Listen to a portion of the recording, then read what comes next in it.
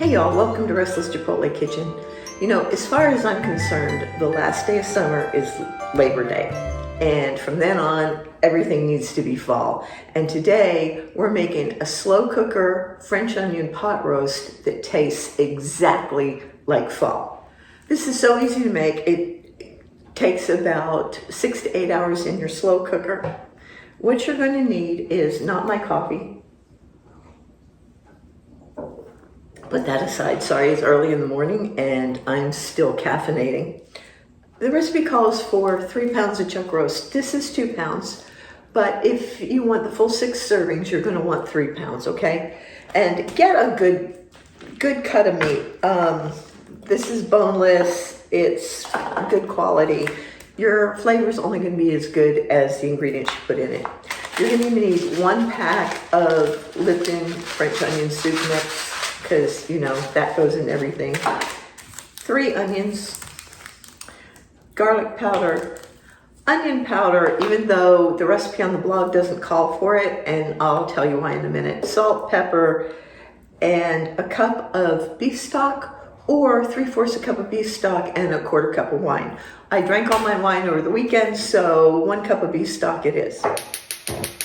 Yeah, it's not absolutely necessary to sear your roast before you put it in the slow cooker, but it only takes a couple of minutes, and if you go ahead and do that, it really adds to the flavor. So you can skip this part if you want, but I definitely suggest that if you have 5 minutes to 10 minutes extra to sear the roast, go ahead and do it. While we're waiting for the pan to get hot, because you want it to be good and hot, I'm going to just season this with a little salt, a little pepper, and some onion powder. Now, the onion powder isn't in the recipe on the blog, but and I'm using kosher salt here. And you want about a 1/2 teaspoon per pound of meat, just because there's already a lot of salt in the onion soup mix, okay? Anyway, I'm adding onion powder because I want the extra onion flavor in the meat. So I'm going to put that on. And I'm just going to put that on pretty liberally. And then some fresh pepper, freshly ground.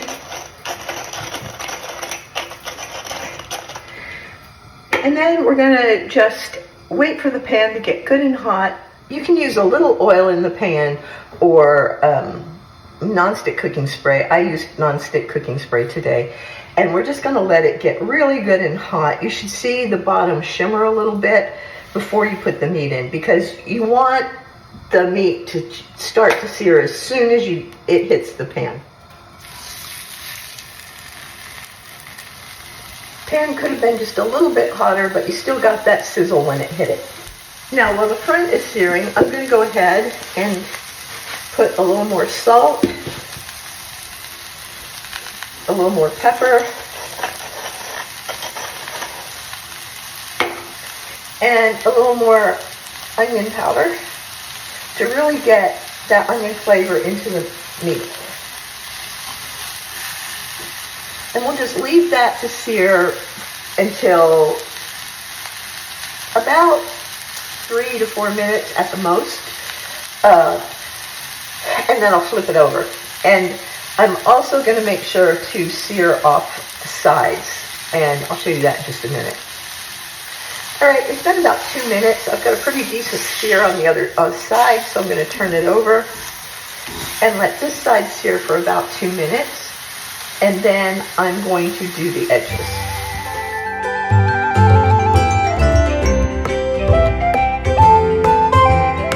And that's really all it takes. I'm going to turn the stove off now and go ahead and continue on with the recipe. Okay, I sliced up the onions. These things were so strong, they made me cry like they were mad at me. So the onions are sliced, and we've got our slow cooker plugged in. What I'm going to do first, we're going to spray the inside of the slow cooker with no-stick cooking spray. That'll make it easy to clean up later, and I'm all about easy cleanup. We're going to add the onions and kind of break them apart. I like to kind of break them apart.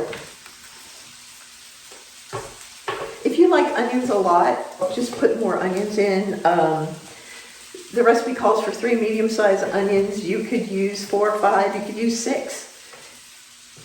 However many you want to put in there, that's fine.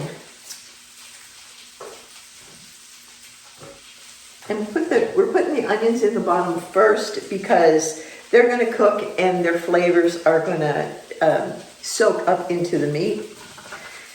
If you put the onions on top, it doesn't do quite the same. All right, now that the onions are in the slow cooker, we're just going to pour in the beef broth. And like I said, there's a cup of beef, well, it's actually beef stock. A cup of beef stock or 3/4 a cup of beef stock and a 1/4 cup of red wine. Next, we're going to put in our beautifully seared roast. All of that caramelization on the outside of it here, the fat, a lot of the fat is rendered. What's going to happen is that's going to add so much more flavor while it's cooking. And we're going to add the packet of the Lipton French onion soup mix or onion soup mix, whatever it is. That's going to add even another layer of onion flavor.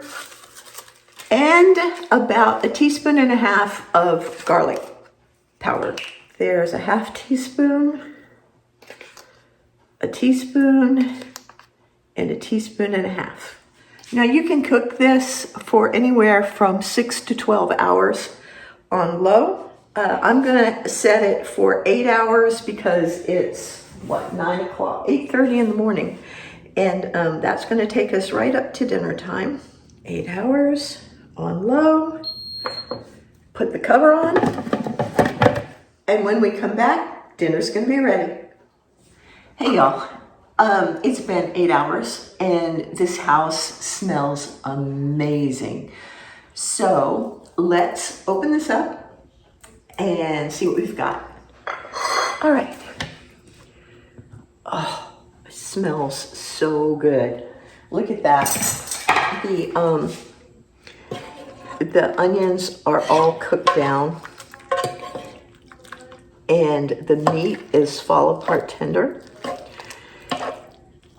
And this would be amazing over noodles or rice or mashed potatoes, however you wanted to serve it. I haven't quite decided yet what I'm going to serve with it, but that will be coming soon.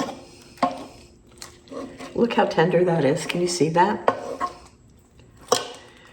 What I like to do is